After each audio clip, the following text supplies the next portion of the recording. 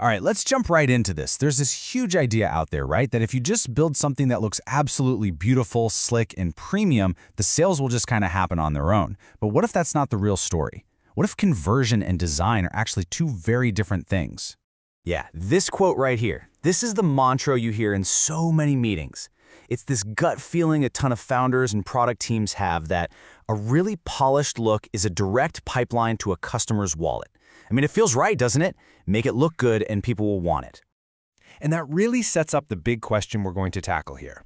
Could this deeply held belief that a premium look automatically leads to high conversion actually be one of the biggest myths in product design today? Let's dig in and find out.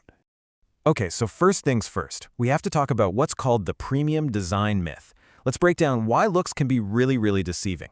You see, because of this myth, teams will pour a fortune, we're talking time, money, you name it, into these massive, costly redesigns. They're chasing this perfect, beautiful look, convinced it's the one thing they're missing. And then, crickets. The new design launches and absolutely nothing changes. So if spending all that cash on a gorgeous new look isn't the silver bullet, what's going on? Why do so many of these redesigns just fall flat? Well, we need to look a little deeper than just the visuals. And this right here, this is the whole game.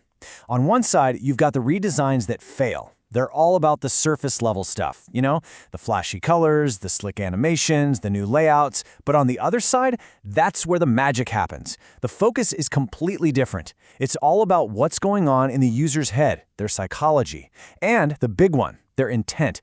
Like, why do they even show up today? And that is the absolute critical mistake. When you ignore why a user is there in the first place, you're just putting a new coat of paint on a broken engine. It's all for show. It's like redecorating a hardware store to look like a fancy boutique, but then you make it impossible to find a hammer. It looks great, but it's completely useless for the person who came to, well, buy a hammer. You know, the root of this whole problem is how we even think about the goal itself. To really get this right, we have to totally rethink what conversion actually means, because it's not what most people think it is. So let's be super clear. A conversion is not just someone clicking a sign up or buy now button. That physical click, that's just the receipt. It's the proof that the real conversion has already happened.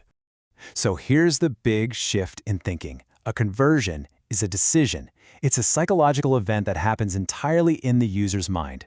It's that little switch that flips before their hand ever moves toward the mouse. It's that internal click where they go, yep, this is what I need. I'm doing this. So if it's a decision, how do we influence it? Well, it's all about one thing: reducing friction. Think of our job as clearing a path. We're taking a confusing, messy trail in someone's mind and turning it into a straight, paved road. The conversion happens when saying yes becomes the easiest, most obvious choice, because we've already cleared away all their doubts and answered their unspoken questions. Okay, so this gives us a completely new way to look at design, right?